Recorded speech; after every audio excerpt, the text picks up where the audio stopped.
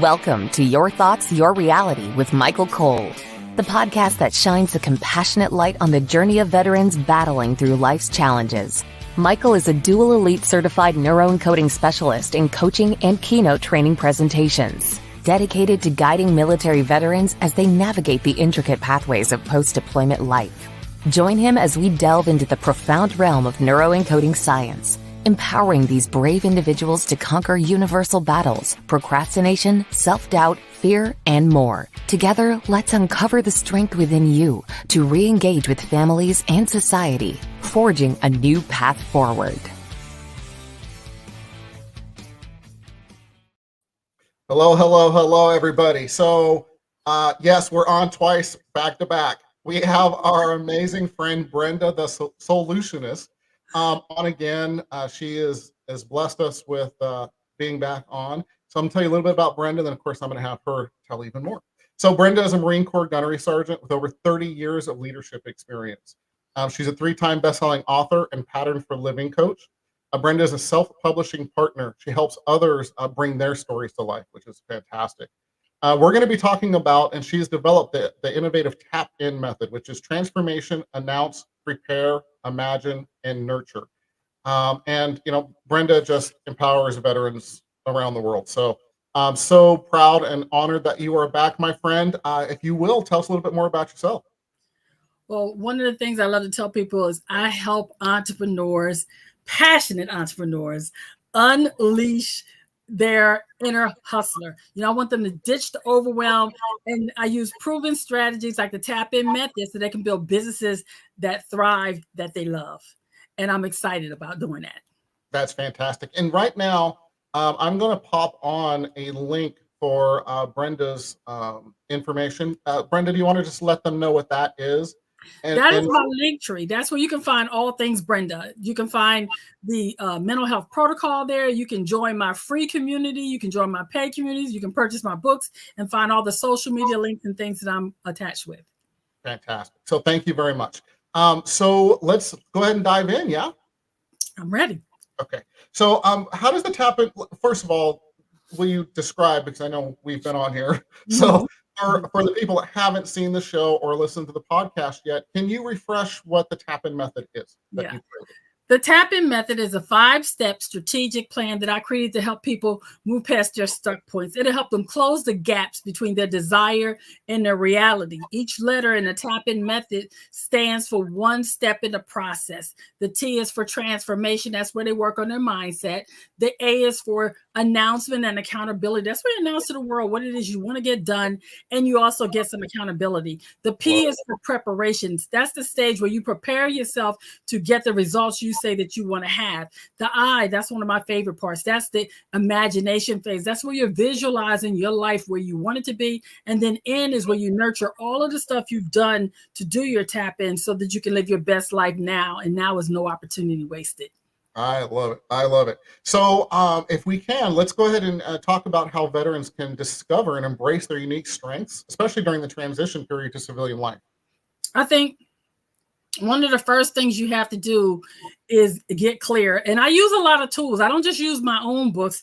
I use other ones. One of the first things I give a transitioning veteran is this book that my friend Lisa wrote, From Duty to Destiny, a guide to the essential A to Z of the lessons we learned in the military. So many of us leave, and it's by Lisa DeSharon. I want y'all to see that right there.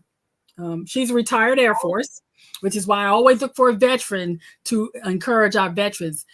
Lisa did a phenomenal job reminding us of all the skills that we had that will translate into our civilian life. Oftentimes, we are not prepared for the unique community that is the civilian world. And we'll get there, and then we lose sight of all of that experience and education that we had. And this book will help you put that into perspective.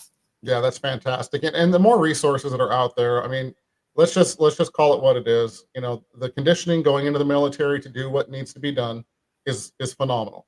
Coming out to back to civilian life and reconnecting and those is lacking. And that's why I do what I do. And I know you're doing it as well. So absolutely. Hats off to you for everything that you do.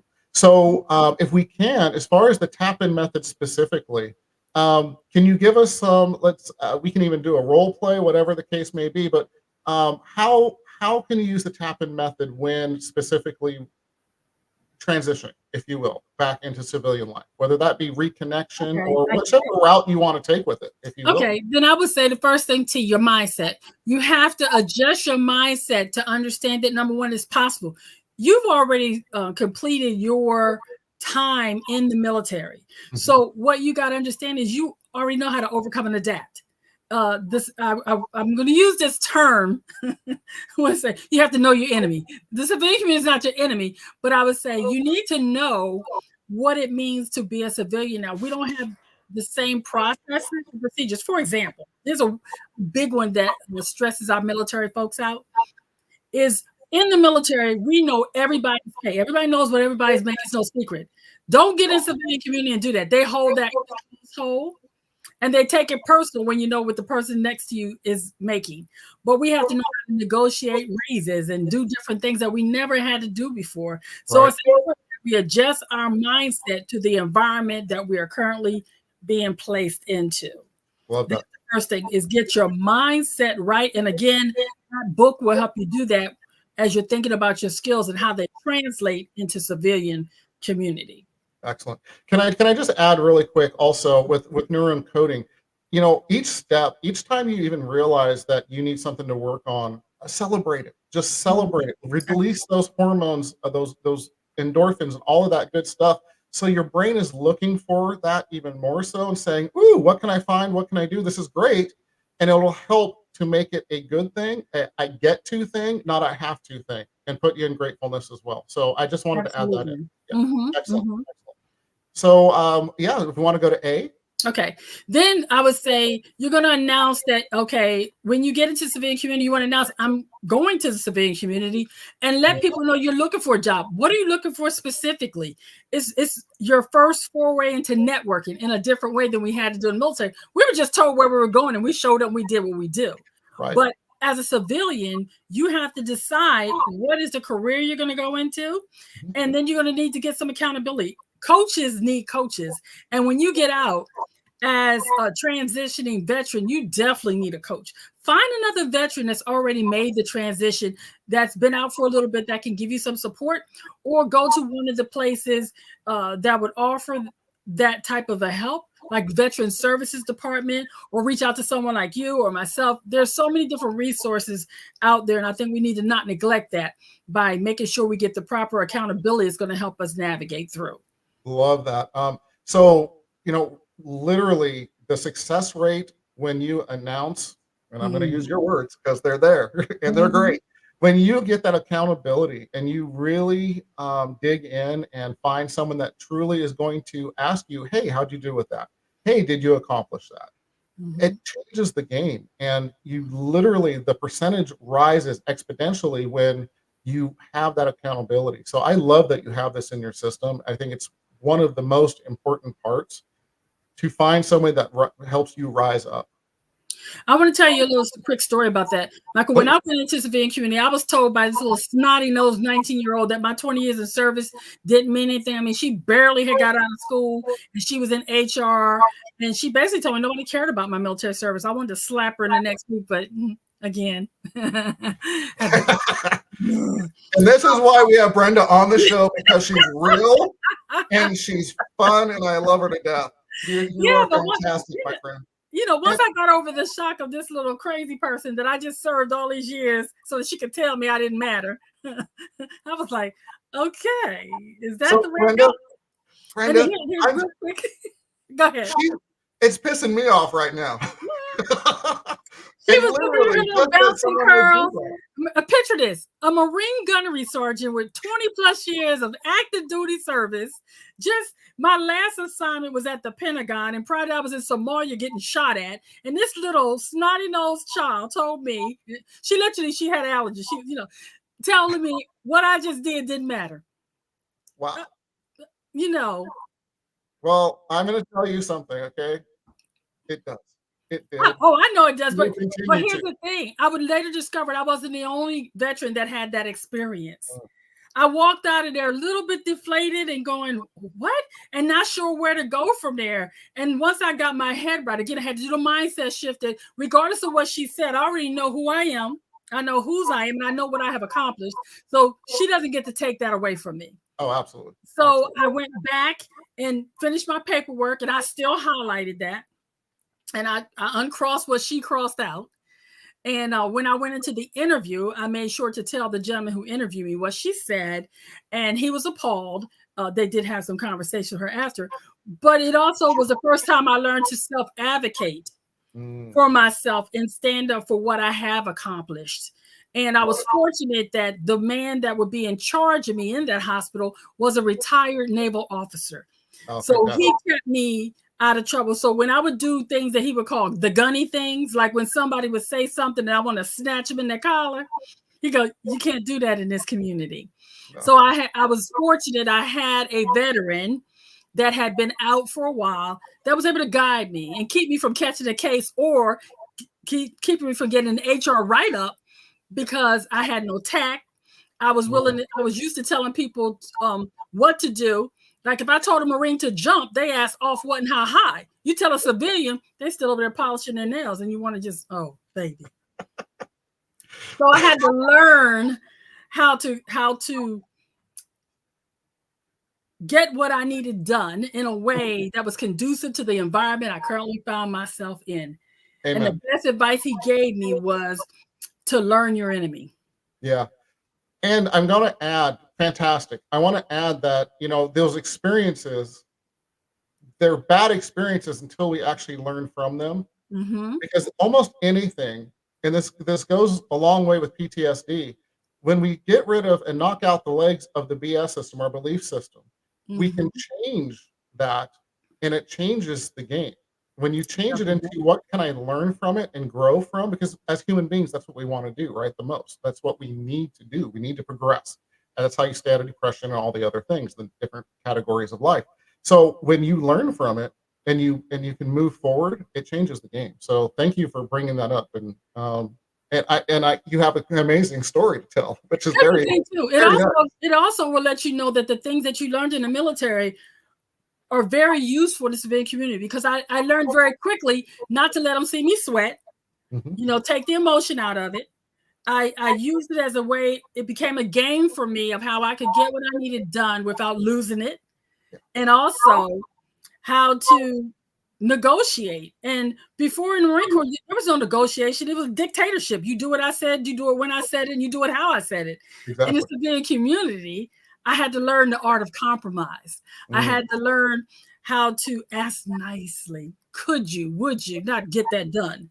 So it was a growth process. It was painful at times. There were days I had to go walk around the hospital and scream, but I got through it. And I got through it because I had a coach who was the veteran that was my boss, that held my hand, that held space for me, that allowed me to still be me, but grow in that transition. Yeah. And that's fantastic. So I love all that information. I'm sorry, something had popped up on the screen. So to the P for prepare. Oh, absolutely. And you know what I've found as well is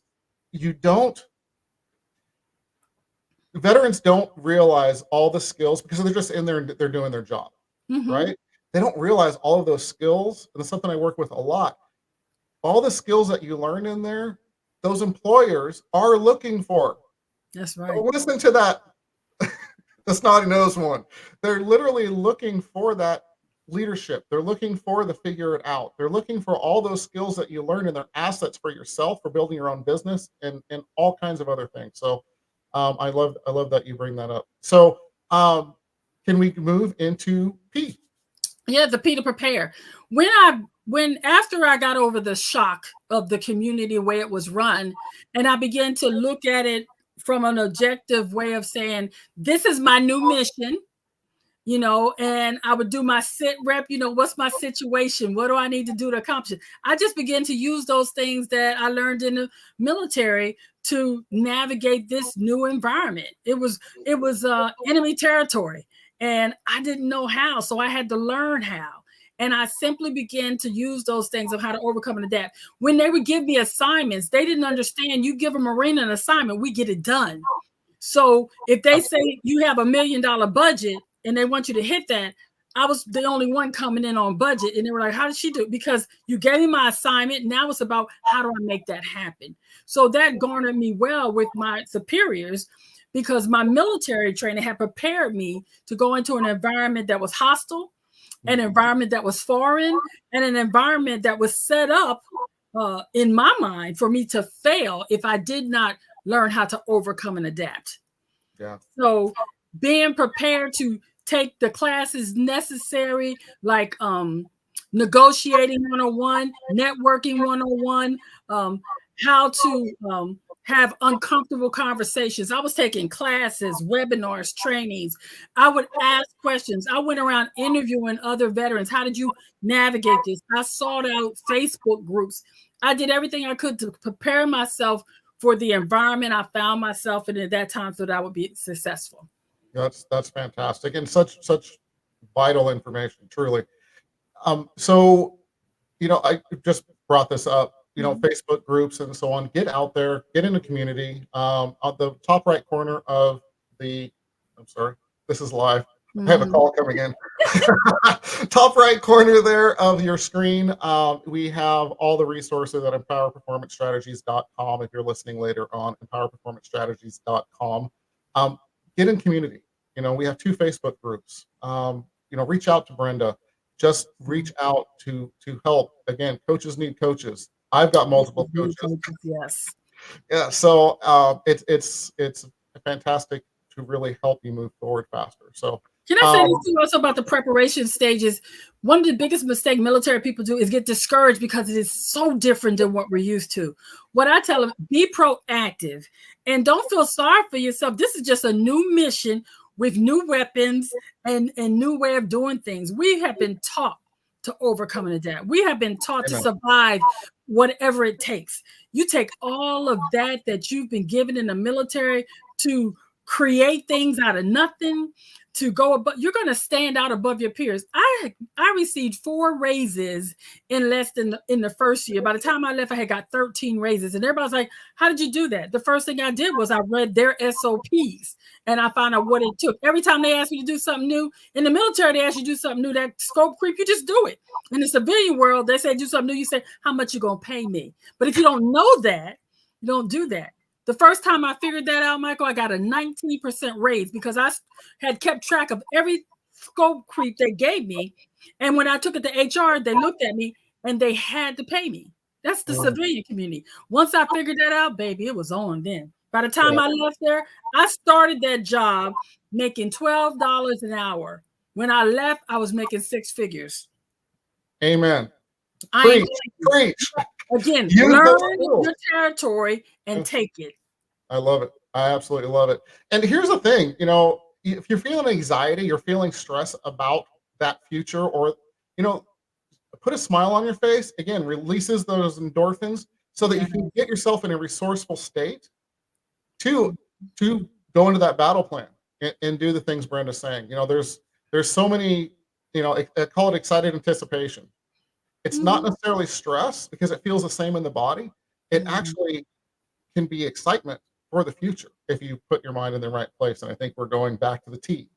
Again, it's transforming your mindset to understand that although it's a new environment, this is an environment that as a military person, please let me share with you, you can conquer and win this one. And you can win this one with ease because of your military training. It's not a detriment. It's actually to your advantage because you're going to go the extra mile. Simple things like they've never heard of cross training before I got to that hospital. When one little lady left with her little bad attitude, it shut my whole office down. But when I said cross training, they did not know what that was. Wow. So you have a whole way of thinking and doing that's going to make you very valuable to your employers. And the other thing is to know how the pay is doled out to your particular organization, because in the civilian community, you can ask for more and often you can get it. Amen. And cross training should be everywhere. Everywhere. It literally should be everywhere. Person goes on vacation, no problem. Person gets sick, no problem. Whatever the case may be. So vital information, and again, using those skills. So love it. Skills. Let's move into I. Okay, I love this the best, because why I love this is because that's when you get a time to sit with self and ask yourself, what would my life look like if? If I actually got the coaching, if I actually got the training, and also to visualize not if, but what would my life look like when? Because now you have the pen to write the story of your life. You might as well make it an epic adventure. And if you're going to write that story, then write one that you want to live. Love it. What is the job you want to do? What is the career you want to be a part of? What is the business you want to start? And what would your life look like when you have it? I want you to dream big and then dream bigger than that. Amen. Because the only thing keeping you from being what you say you want to be is you. That is so true, because your thoughts are your reality. Your thoughts are your reality. It's so true. There you go.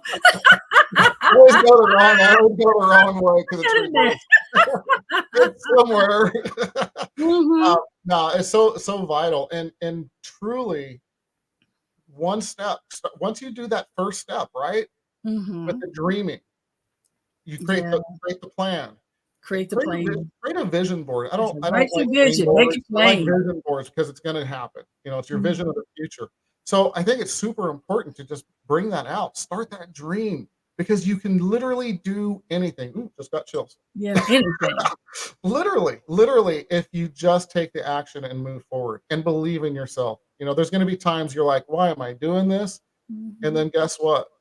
Pull up your panties and take the next step. There you go. Take the next step. So did I just say that? Yeah, you did. You said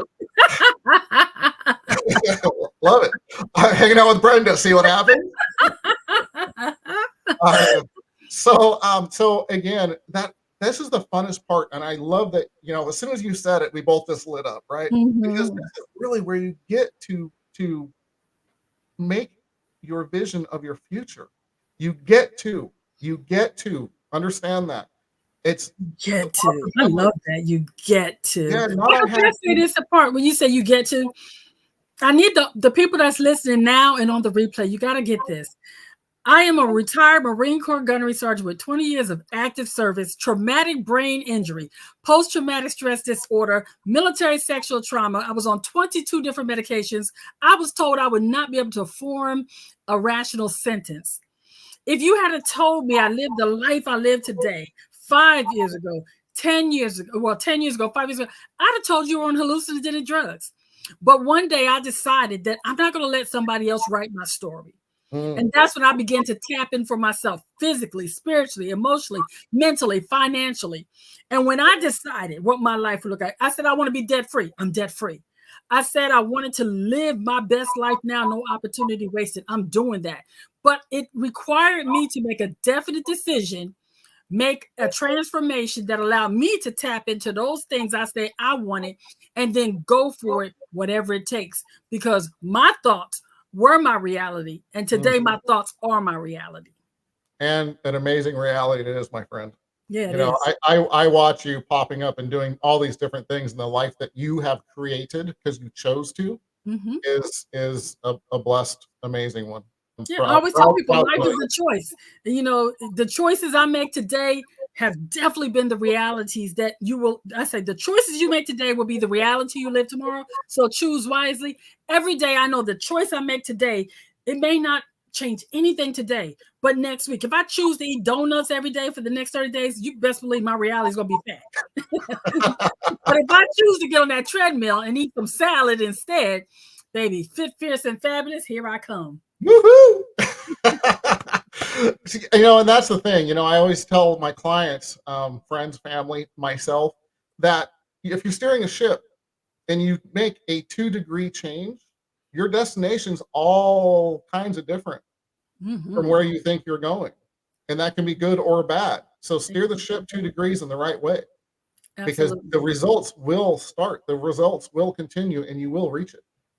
Yeah, you will. It just takes you making a definite decision. And then that gets us to the nurture part, Michael, because you have to celebrate your big and your small wins.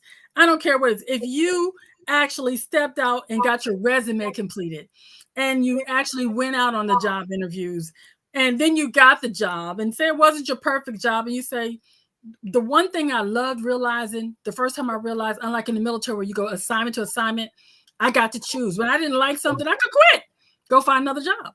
You don't have to stay there. Life is too short to live in the negative. So I say nurture and celebrate yourself, celebrate the small as well as the big wins. If your only win today, for some of you that's out there that say, Brenda, I'm struggling. Okay, you got up today and you acknowledge the struggle, baby, celebrate that. Yes. But don't stay in the struggle. Get the necessary professional help that you need to get you to that next level. I remind everybody, if you feel like you want to hurt yourself or somebody else, call the National Crisis Hotline, 988 Veterans Dial 1. I made that call 5 years ago and I'm still here. I'm still fighting. I'm still being the voice for the voiceless. And I want us to nurture every small as well as the major accomplishment that we make, because that's how it'll keep us motivated when things don't seem like they're going the best. Absolutely. Absolutely. And I'm going to add back onto that. Celebrate you got out of bed. Celebrate you brushed your teeth. Celebrate you did that one goal. And when you celebrate for real. We celebrate and we do more for others than we do for ourselves. Celebrate. It's Justin McClendon's going to be on tomorrow. I'll talk about that in just a second. My mentor, it's called Astitude. Shake your ass, dance. Because I guarantee you start shaking your ass and you start dancing, you're going to start smiling, all the good endorphins again, and you just keep looking for more. And that's the key, guys. That's the key, is to keep looking for what's next, keep moving forward, just like Brenda's saying. So fantastic. Brenda, anything else that you'd like to talk about? We're getting close to the end of the show. I wanted to share. I brought this. This is just for you. This is my friend Bruce. I sleep with Bruce at night, and that's because Bruce is my shark. Bruce, I'm a shark. I'm obsessed with sharks and guinea pigs, but I have a stuffed shark, and they are my comfort shark. Smells like lavender. It helps keep me at peace. It helps with my PTSD. And so whatever it is for you, some of y'all might say, a 61-year-old woman holding a shark. Yes, you know why? Because I channel my inner shark. Bruce reminds me to be relentless, to be unapologetically unstoppable, to know that there is nothing, and I mean nothing, I can't accomplish when I put my mind to it. So he is a physical reminder to stay grounded and attached to this side of the life. It may not take a stuffed shark for you, but sharks are resilient. They don't stop. They don't give up. They seek out what they want and they go for it. Sharks don't apologize for biting stuff. They just eat it up. So stop apologizing for being who you are and simply embrace that. Don't apologize if you sleep with a shark like I do. It's okay. I won't judge. Judge your free zone. I love it. I love it. Sleep with a shark. But he's my buddy. He's my pal. And like I said, he reminds me to stay unapologetically unstoppable and live my best life now. No opportunity wasted, because we don't get a do-over. It's not a dress rehearsal. I love it. And a lot of us forget that. So reach out and hug a shark or hug somebody you love and just live your best life. Amazing. Amazing. Hey, and I just got to tell you, I love that you brought up the shark, because that's our thing. I'm a scuba diver, and everything. So I just love I brought that for you. I brought Bruce for you. I appreciate it. All I know is I saw my wife pop up saying she loves Bruce. I may be getting replaced. And if my wife calls me Bruce tonight, and you have another little one up here. There are sharks all over my house. Well, and that's what I tell you, do what it is to cue you, because sometimes it's just seeing a shark will make me smile, which will reduce my stress. I protect my peace at all costs, Michael, because I know me, and with some of the anger issues that I've had to work through over the years, this shark right here has kept me from cussing, fussing, and slapping a couple of folks. Oh man, I need a Bruce. No. You need a Bruce. You need a Bruce. Everybody needs. I'm gonna get a shirt. You need a Bruce. Everybody needs a little Bruce in their life. I love it. Thank you so much. As always, I'm going to ask for 3 final tips to get veterans. Hold on, if I do that right, further, faster. Let's see. Tune into your strengths, because you identify your unique strengths is going to help you go further, faster, longer. take an assessment of your why. Why do you do the things that you do, and why do you want it? And the last tip is the 5 questions. Ask yourself these 5 questions. What do you want? Why do you want it? How does it benefit you? How does it benefit others? And what are you willing to do to make it happen? Tap into your genius and your life will be full. I absolutely love it. You know, it's that final tip. I mean, they're all fantastic, but the final tip, when you start with what you want, it's amazing how it comes to you and it comes to fruition. It's with the work. No one's giving you nothing. No one's giving you nothing. So that's just fantastic tip. So, you know, with that said, as always, before I do this, Joseph McClendon III, my mentor, 50th episode. Congratulations. Celebration tomorrow. Thank you so much. 11 o'clock. Please tune in. Going to be fantastic. Just celebrating that we've done our 50th and just moving forward. Super excited to have him on. With that said, Brenda, of course, you, my friend, are a blast. I love it every time you're on here in our conversations before and after. So our most precious resource we have as human beings is time. We do not get it back. Thank you for always spending this time with us. Thank you so much. I love it. Thank you for having me. Absolutely. And on that note, we are out of here. Say bye. Thank you for joining us on another insightful journey of Your Thoughts, Your Reality podcast with your host, Michael Cole. We hope the conversation sparked some thoughts that resonate with you.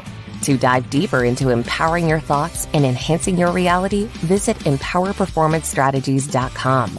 Remember, your thoughts shape your reality, so make them count. Until next time, stay inspired and keep creating the reality you desire.